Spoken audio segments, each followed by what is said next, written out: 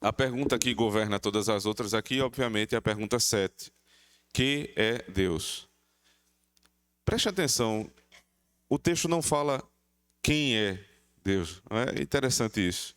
Tanto na pergunta 4 do breve catecismo, quanto na pergunta 7 do catecismo maior, a questão é: que é Deus?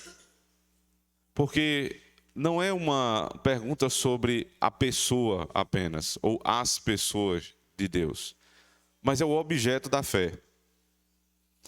O questionamento aqui é em relação àquilo que nós cremos, ao objeto no qual nós vamos colocar as nossas esperanças, que é Deus. Como eu vou aprender sobre Deus está na palavra. Mas o que é Deus? Como eu poderia definir a divindade em que nós adoramos? Imagino que não deve ter sido uma discussão muito simples, né? Dentro da Assembleia do Westminster, os irmãos estiveram ali por cerca de 5 anos reunidos, tentando... Eram pastores, presbíteros de diversas denominações que se reuniram ali, 121 grandes homens de Deus, para definir e sistematizar as grandes doutrinas da graça. E eles se depararam com esta questão: que é Deus? Conta a história que essa foi uma pergunta que eles demoraram muito a conseguir responder.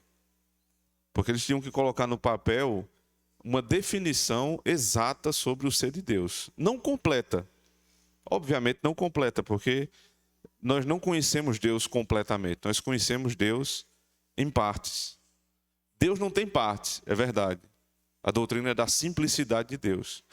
Mas nós conhecemos Deus em parte, porque não conhecemos Ele no todo. Seria impossível para alguém que é limitado conhecer um Deus que é ilimitado.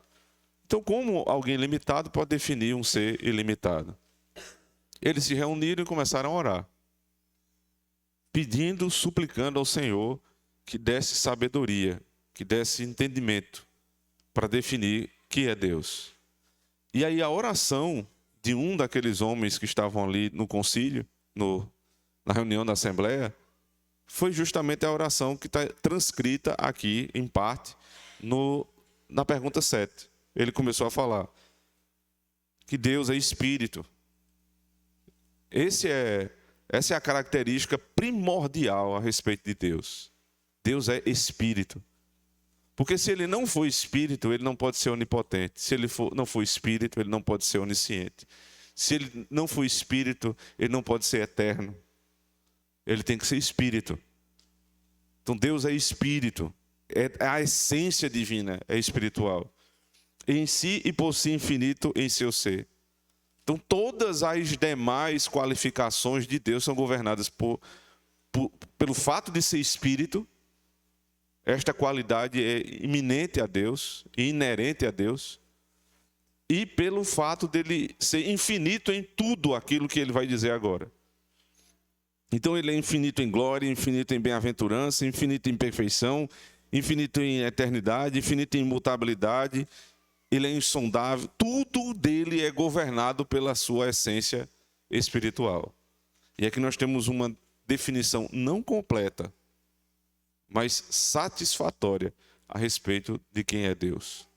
Depois ele passa a destrinchar se há mais um Deus, e define que é um só Deus, porém esse Deus ele é dividido, ele é não dividido, mas ele é apresentado aos homens em 3 pessoas, Pai, Filho e Espírito Santo. É uma só essência, mas é um Deus que ele vem até o seu povo como Deus Pai, Deus Filho, Deus Espírito, 3 pessoas num único Deus.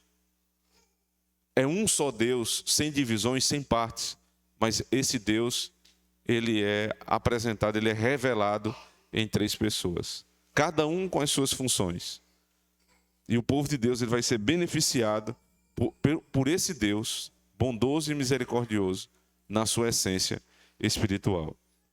Que Deus abençoe esta santa doutrina da Trindade, que foi por muitas vezes atacada, mas hoje ela é preservada na igreja do nosso Senhor. Amém. Vamos abrir a palavra de Deus